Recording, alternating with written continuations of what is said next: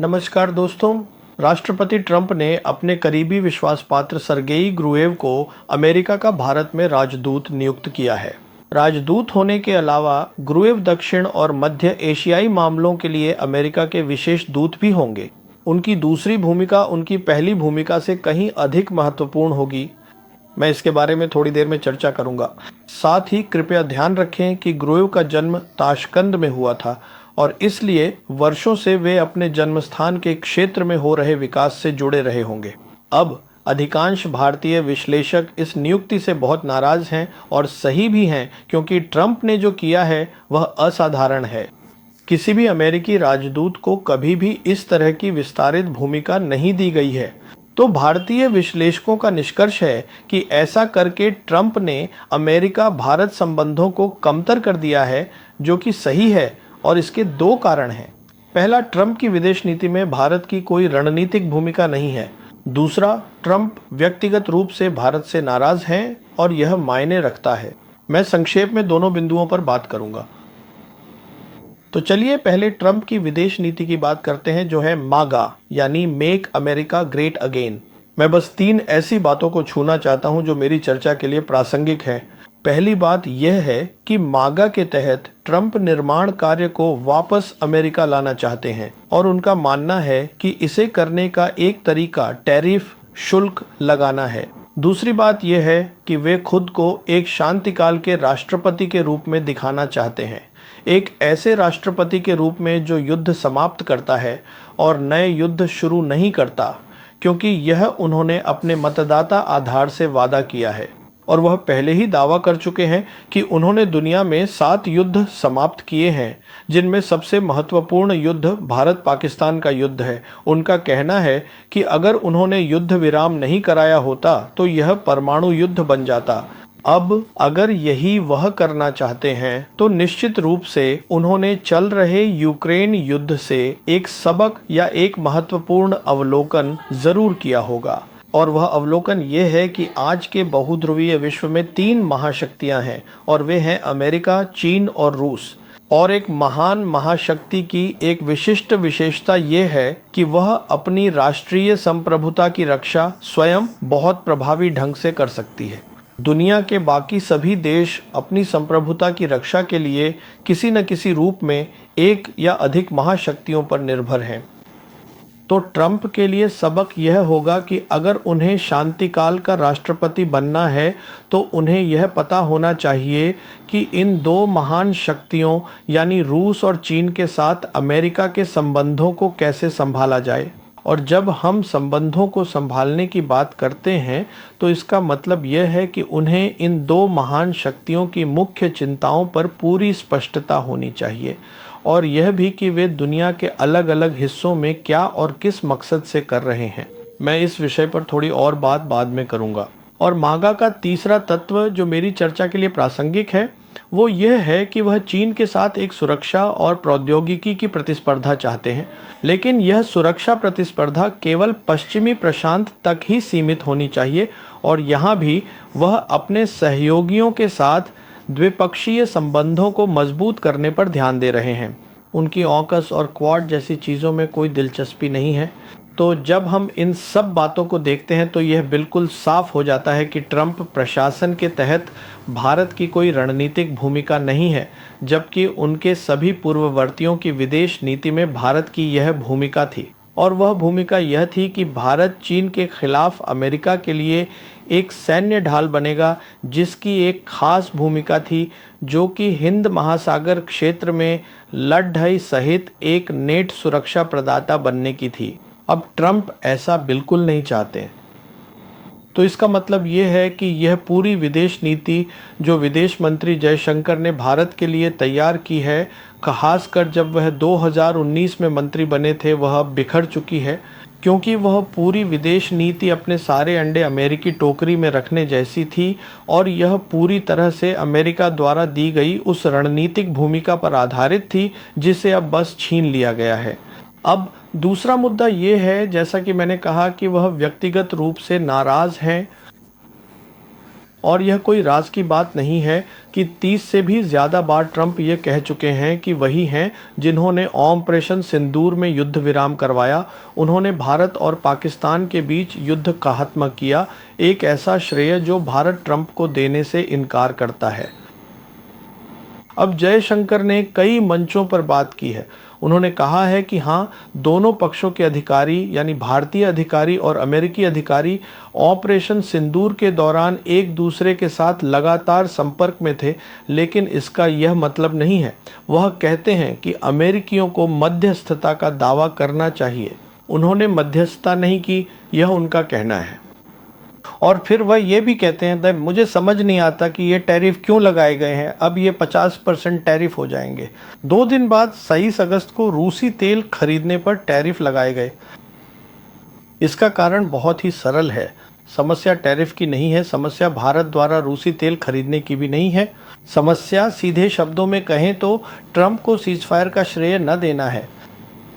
तो बात यह है कि अगले 3.5 वर्षों में भारत को अपनी विदेश नीति पर फिर से विचार करना होगा, क्योंकि ट्रंप भारत को कोई रणनीतिक भूमिका नहीं देंगे। अब ऐसे में ग्रो भारत में भारत के राजदूत के रूप में, माफ कीजिए, अमेरिका के राजदूत के रूप में क्या करेंगे? तो राजदूत द्वारा निभाई जाने वाली सभी जिम्मेदारियों के अलावा मेरी राय में वह 3 चीज़ों पर ध्यान देंगे।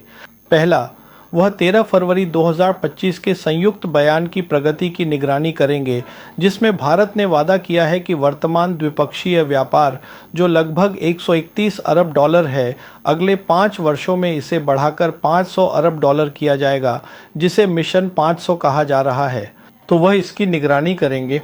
दूसरा, ग्रो ऑपरेशन सिंदूर और भारत में ऑपरेशन सिंदूर से जुड़ी सभी गतिविधियों पर बहुत करीबी नज़र रखेंगे, क्योंकि सिंदूर अभी समाप्त नहीं हुआ है। यह किसी युद्ध विराम में नहीं बदला है। इसे केवल प्रधानमंत्री मोदी द्वारा अस्थायी रूप से रोक दिया गया है, जिसका अर्थ है कि दोनों में से कोई भी पक्ष इस रोक को हटा सकता है और ऑपरेशन फिर से शुरू हो सकता है। और तीसरा, जाहिर है कि वह भारतीय सरकार के उच्चतम स्तर पर यह जानने की कोशिश करेंगे कि वे पाकिस्तान, सिंधु जल संधि, चीन, अफगानिस्तान, कश्मीर और इन सभी मुद्दों के बारे में क्या सोचते हैं। लेकिन जैसा कि मैंने कहा, एक राजदूत के रूप में उनकी भूमिका उतनी महत्वपूर्ण नहीं होगी। उनकी सबसे महत्वपूर्ण भूमिका अमेरिका के दक्षिण और मध्य एशियाई मामलों के विशेष दूत के रूप में होगी। अब यहाँ एक बार फिर भारतीय राजनयिक कहते हैं कि जब पहले से ही स्टेट डिपार्टमेंट में दक्षिण और मध्य एशियाई मामलों के लिए असिस्टेंट सेक्रेटरी ऑफ स्टेट का पद है, तो ग्रो को यह महत्वपूर्ण भूमिका देने की क्या ज़रूरत थी? खैर, ट्रंप ने ग्रो को यह जिम्मेदारी देने के 3 कारण हैं। एक कारण यह है कि असिस्टेंट सेक्रेटरी ऑफ स्टेट के विपरीत जो सेक्रेटरी ऑफ स्टेट को रिपोर्ट करते हैं, ग्रो सीधे ट्रंप को रिपोर्ट करेंगे। उनकी सीधी पहुंच राष्ट्रपति तक है। दूसरा, वह ज़मीन पर मौजूद व्यक्ति होगा, उसे पता होगा कि क्या चल रहा है। और सबसे महत्वपूर्ण बात यह है कि इस वर्तमान स्थिति में वह पाकिस्तान की यात्रा करने के लिए स्वतंत्र होगा, जहां ट्रंप प्रशासन ने पाकिस्तान के लिए एक रणनीतिक भूमिका तय की है। तो पहला सवाल यह है कि ट्रंप इस बहुत ही चतुर सोच के साथ कैसे आए? यह कहां से उत्पन्न हुई? मेरी राय में यह सोच उस दोपहर के भोजन से आई जो राष्ट्रपति ट्रंप ने पाकिस्तान के सेना प्रमुख फील्ड मार्शल आसिम मुनीर के साथ 18 जून को व्हाइट हाउस में किया था। अब वहां हम जानते हैं कि ट्रंप ने सार्वजनिक रूप से मुनीर को युद्ध समाप्त करने के लिए धन्यवाद दिया और मुनीर ने ट्रंप को युद्ध विराम लाने के लिए धन्यवाद दिया और पाकिस्तान ने ट्रंप को नोबेल शांति पुरस्कार के लिए भी नामांकित किया। और वहां उसने पूछा होगा, ट्रंप ने मुनीर से 7-8 मई की रात को ऑपरेशन सिंदूर के हिस्से के रूप में हुए हवाई युद्ध के बारे में उसका आकलन पूछा होगा और मुनीर ने उसे बताया होगा कि पाकिस्तानी वायुसेना ने भारतीय वायुसेना के 6 विमान गिरा दिए थे। चूंकि भारतीय पक्ष ने इस पर बिल्कुल भी टिप्पणी नहीं की या बहुत अस्पष्ट तरीके से की, तो ट्रंप ने अपनी खुफिया एजेंसियों के साथ चर्चा करने के बाद यह निष्कर्ष निकाला होगा कि इस 4 दिवसीय ऑपरेशन सिंदूर के बाद पाकिस्तानी सेना भारतीय सेना की एक प्रतिस्पर्धी लग रही थी। ये एक बहुत बड़ी बात है। अब उसने मुनीर से ईरान पर उसकी राय भी पूछी होगी, क्योंकि आखिर न केवल पाकिस्तान की ईरान के साथ एक सन्निहित सीमा है, बल्कि दोनों देशों के एक दूसरे के साथ बहुत करीबी संबंध भी हैं कि वह ईरान के बारे में क्या सोचता है, वह मध्य पूर्व के बारे में क्या सोचता है, और वहाँ उसने मुनीर ने अपना आकलन दिया होगा। और मेरा मानना है कि ईरान के बारे में मुनीर के आकलन के आधार पर, देखिए यह सब 18 जून को हुआ था, और कृपया याद रखें कि यह वह समय था जब इजरायली ट्रंप को युद्ध में शामिल करने के लिए, अमेरिकियों को युद्ध में शामिल करने के लिए बहुत ज़ोर से चिल्ला रहे थे। एक युद्ध जो उन्होंने 13 जून को शुरू किया था और ट्रंप उसका विरोध कर रहे थे, तो उसे विभिन्न स्रोतों से जानकारी मिली होगी, सबसे महत्वपूर्ण मुनीर से ईरान के बारे में।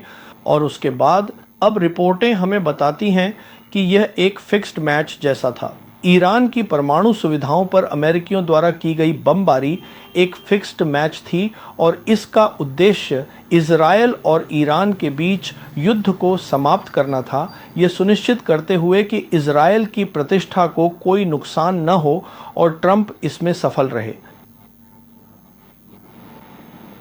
तो 3 कारण हैं जिनकी वजह से ट्रंप को लगता था कि पाकिस्तान महत्वपूर्ण है। पहला कारण यह है कि पाकिस्तान की अफगानिस्तान के साथ एक बार फिर से सटी हुई सीमा है, और अफगानिस्तान में स्थिरता लाने के लिए यह सबसे उपयुक्त स्थान है, जो कि बहुत महत्वपूर्ण है। दूसरा, जब अगस्त 2021 में अमेरिकी अफगानिस्तान से चले गए, तो ट्रंप का मानना है कि अमेरिका को इस क्षेत्र में अपनी मौजूदगी बनाए रखनी चाहिए, एक ऐसा ठिकाना जहां से वह ईरान, मध्य पूर्व, अफगानिस्तान और मध्य एशियाई गणराज्यों पर नज़र रख सके। और इससे बेहतर जगह क्या हो सकती है कि भारत में अमेरिका के राजदूत को अतिरिक्त प्रभार दिया जाए, जो उन्हें दिया गया है। और मेरी राय में तीसरा कारण ये है कि पाकिस्तान निश्चित रूप से वह सबसे अच्छा देश है जो अमेरिका को चीन के साथ संबंधों को संभालने में मदद कर सकता है। अब जब मैं कहता हूं कि संबंधों को संभालना, तो इसका मतलब ये है कि पाकिस्तानियों का आकलन कि चीनी क्या कर रहे हैं, पाकिस्तान और अन्य जगहों पर उनकी गतिविधियां क्या हैं, और चीन को इससे बिल्कुल भी आपत्ति नहीं होती। क्यों? मैं इसे थोड़ी देर में समझाऊंगा। तो जब हम यह सब देखते हैं तो ये बहुत स्पष्ट हो जाता है कि अब अमेरिका के साथ पाकिस्तान की रणनीतिक भूमिका आतंकवाद विरोधी अभियान में है, मुख्य रूप से अफगानिस्तान और मध्य एशियाई गणराज्यों पर नज़र रखने के लिए। फिर इसकी एक सुरक्षा भूमिका है जो सेंट्रल कमांड के माध्यम से है। अमेरिका की सेंट्रल कमांड और पाकिस्तानी सेना के बीच पारंपरिक रूप से बहुत मजबूत संबंध रहे हैं। फिर तीसरा है खुफिया सहयोग, ये बिल्कुल ज़रूरी है। अगला ये है कि पाकिस्तान की सेना के उच्चतम स्तर से यह समझना कि वे मध्य पूर्व, ईरान और उस पूरे क्षेत्र के बारे में क्या सोचते हैं जिसके बारे में मैं बात कर रहा हूँ, यानी दक्षिण और मध्य एशियाई गणराज्य। और यह सब संभव है क्योंकि पाकिस्तान OIC, SCO और आर्थिक सहयोग संगठन ECO जैसे महत्वपूर्ण अंतर्राष्ट्रीय मंचों का एक अत्यंत सम्मानित और सक्रिय सदस्य है, और ये तीनों ही बहुत महत्वपूर्ण हैं। और निश्चित रूप से जैसा कि मैंने कहा, अमेरिका की मदद करने के लिए चीन के साथ संबंधों का प्रबंधन करने में। और इन सब के अलावा रणनीतिक भूमिका भी है। जाहिर है जब भी और अक्सर मुझे लगता है कि ग्रो पाकिस्तान जाया करते होंगे, वह यह भी जानना चाहेंगे, क्योंकि जैसा कि मैंने कहा, ऑपरेशन सिंदूर में एक विराम है कि पाकिस्तानियों का वास्तव में क्या विचार है जब कश्मीर या बलूचिस्तान में बड़े पैमाने पर आतंकी हमले होते हैं। वे कश्मीर मुद्दे, विवाद और भारत में चल रही सारी चर्चाओं के बारे में क्या सोचते हैं, चाहे वह राजनीतिक स्तर पर हो, उच्च राजनीतिक स्तर पर हो या सैन्य नेतृत्व के स्तर पर, जो पाकिस्तान अधिकृत कश्मीर को वापस लेने की बातों के इर्द गिर्द घूमती रहती है। फिर उनके यानी पाकिस्तानियों के सिंधु जल संधि के बारे में विचार, जिसे भारत ने अब स्थगित कर दिया है, और साथ ही भारत जो अपनी क्षमताओं का निर्माण कर रहा है उसके बारे में भी। उदाहरण के लिए प्रधानमंत्री मोदी द्वारा किए गए सुदर्शन चक्र की घोषणा, जो पूरे भारत के लिए बैलिस्टिक मिसाइल डिफेंस है, तो ये सब अमेरिका के लिए महत्वपूर्ण होगा। और यही कारण है कि मेरी राय में अब पाकिस्तानियों की अमेरिका के साथ एक रणनीतिक भूमिका है। और जैसा कि मैंने कहा, चीन को इससे कोई आपत्ति नहीं होगी। लेकिन सबसे पहले आइए देखें कि चीन पाकिस्तान के साथ अलग से क्या कर रहा है। अब ऑपरेशन सिंदूर के बाद 3 चीज़ें हो रही हैं। ऑपरेशन सिंदूर के नतीजों के बाद, जहां आमतौर पर दुनिया यह स्वीकार करती है कि पाकिस्तानी सेना भारतीय सेना की बराबरी की प्रतिद्वंद्वी है। एक है जो पाकिस्तान और चीन के बीच चल रहा है। मेरे आकलन में चीन के लिए अगला स्तर यह है कि वह पाकिस्तानी सेना को क्षेत्र में अग्रणी सैन्य शक्ति बनाए। मैंने इसे अपने वीडियो में अलग से समझाया है। इसके बाद वे देखेंगे कि सार्क को कैसे पुनर्जीवित किया जाए। सार्क, जिसे भारत ने 2014 में छोड़ दिया था और जिसका मुख्यालय नेपाल में है, तो ये ऐसी चीज़ है जिस पर वे ध्यान देंगे। और अगला ये है कि पाकिस्तान के साथ वे पहले ही घोषणा कर चुके हैं कि वे CPSC को अगले स्तर पर ले जाना चाहते हैं। और ये तब होगा जब पाकिस्तान में 5G रोल आउट होगा और फिर चीज़ें ऑटोमेशन से ऑटोनॉमी की ओर बढ़ेंगी। तो पाकिस्तान और चीन के बीच बहुत कुछ चल रहा है। और पाकिस्तान की सैन्य नेतृत्व को अमेरिकियों के साथ ये सब चर्चा करने में कोई हिचकिचाहट नहीं होगी। अब अगला है त्रिकोणीय संबंध।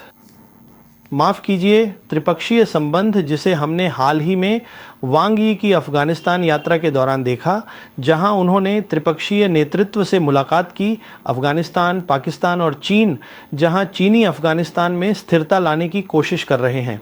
वे देख रहे हैं कि कैसे CPEC को पाकिस्तान से अफ़गानिस्तान और फिर मध्य एशियाई गणराज्यों तक बढ़ाया जा सकता है। और वे अफ़गानिस्तान में निवेश की संभावनाएं भी देख रहे हैं। और अफ़गान नेतृत्व की प्रतिक्रिया इस त्रिपक्षीय सहयोग के प्रति अनुकूल प्रतीत होती है। और अगला जो हम देख रहे हैं वह है पाकिस्तान और बांग्लादेश के बीच बढ़ता हुआ सैन्य सहयोग। कृपया ध्यान दें कि चीन के निर्यात में पाकिस्तान के बाद सबसे अधिक निर्यात बांग्लादेश को होता है। और अब दोनों देशों बांग्लादेश और पाकिस्तान के बीच संबंध बहुत घनिष्ठ हो गए हैं। वे खुफिया जानकारी साझा कर रहे हैं, फिर सैन्य प्रशिक्षण चल रहा है और नौसैनिक अभ्यास भी हो रहे हैं। संक्षेप में, मैंने पहले एक वीडियो किया था जिसमें मैंने समझाया था कि चीन और पाकिस्तान पश्चिमी हिंद महासागर क्षेत्र में अपनी बड़ी उपस्थिति दर्ज कराने की कोशिश कर रहे हैं। और यही वह जगह है जहां बांग्लादेश भी उनसे जुड़ जाएगा। तो यह महत्वपूर्ण है। अब मैं अपने अंतिम बिंदु पर आता हूं कि चीन को पाकिस्तान द्वारा ये सब ट्रंप या अमेरिकियों के साथ साझा करने में कोई समस्या क्यों नहीं होगी। क्योंकि जो बात ट्रंप को समझ में नहीं आ रही है या अमेरिकी विश्लेषकों को भी नहीं समझ में आ रही है, वह ये है कि जब हम महान शक्तियों के संबंधों को प्रबंधित करने की बात करते हैं, तो वे वास्तव में उसी बात से सहमत हो रहे हैं जो शी जिनपिंग ने 2012 में अमेरिका को प्रस्तावित की थी। देखिए, उपराष्ट्रपति के रूप में शी जिनपिंग ने फरवरी 2012 में अमेरिका का दौरा किया था। और यही पहली बार था जब उन्होंने राष्ट्रपति ओबामा को नई प्रकार के प्रमुख शक्तियों के संबंध का प्रस्ताव दिया था, जिसे अमेरिकियों ने अस्वीकार कर दिया था क्योंकि वे G2 के पक्ष में थे। G2 और ये दोनों पूरी तरह से अलग हैं। G2 का मतलब है कि जो कुछ भी अमेरिकियों ने किया है, अब चूंकि चीन एक उभरती हुई शक्ति है, वह उसमें हिस्सेदार बन सकता है जो उन्होंने किया है। उदाहरण के लिए, ब्रेटन वुड्स सुधार हो चुके हैं और वे सभी संस्थान जो अमेरिकियों ने बनाए हैं, जिनमें चीनी लोगों ने शामिल होने से इनकार कर दिया। और इसके बजाय वे यह प्रस्तावित करते हैं क्योंकि उनके पास अमेरिका के विपरीत, जो भू राजनीति के संदर्भ में सोचता है, यह समझ है कि उनका उत्थान भू अर्थशास्त्र पर आधारित है। तो भू अर्थशास्त्रीय उत्थान के हिस्से के रूप में जब वे प्रमुख शक्तियों के बीच नए प्रकार के संबंधों की बात करते हैं, तो इसका अर्थ है कि सबसे पहले प्रमुख शक्तियों के बीच, जो कि 3 महान शक्तियों की ओर इशारा करता है, समानता होनी चाहिए, आपसी सम्मान होना चाहिए, एक दूसरे की मुख्य चिंताओं की स्पष्ट समझ होनी चाहिए। और यह वही है जिसके बारे में राष्ट्रपति ट्रंप पहले से ही सोच रहे हैं। और इसमें चीनी बहुत खुश होंगे कि पाकिस्तानी इस दृष्टिकोण को अमेरिकियों के साथ साझा करते हैं।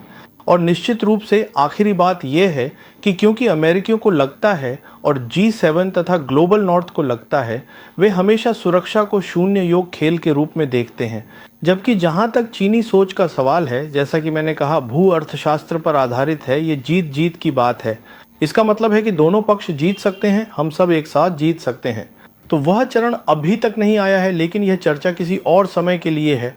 तो मुख्य बात यह है कि आज जो हुआ है वह यह है कि ऑपरेशन सिंदूर के बाद न केवल पाकिस्तान की भू राजनीतिक छवि बढ़ी है, बल्कि उसे इससे बहुत कुछ हासिल भी हो सकता है। यहाँ सबसे महत्वपूर्ण बात यह है कि आज पाकिस्तान को तीनों महाशक्तियाँ अमेरिका, चीन और रूस चाहती हैं और उसकी विदेश नीति वास्तव में ग्लोबल साउथ पर आधारित है, क्योंकि भारत के मामले के विपरीत, जहां उसकी विदेश नीति एक ऐसे देश पर केंद्रित थी जो 12,000 किलोमीटर दूर है, एक बहुध्रुवी विश्व में जहां 3 महाशक्तियां हैं, पाकिस्तान की विदेश नीति चीन के साथ घनिष्ठ संबंधों पर आधारित है। तो यह सही जगह पर केंद्रित है। पाकिस्तान एक ग्लोबल साउथ देश है और उसने अपनी विदेश नीति वहीं केंद्रित की है। तो मेरा मानना है कि यह विदेश नीति स्थिर रहने की संभावना है। बहुत बहुत धन्यवाद।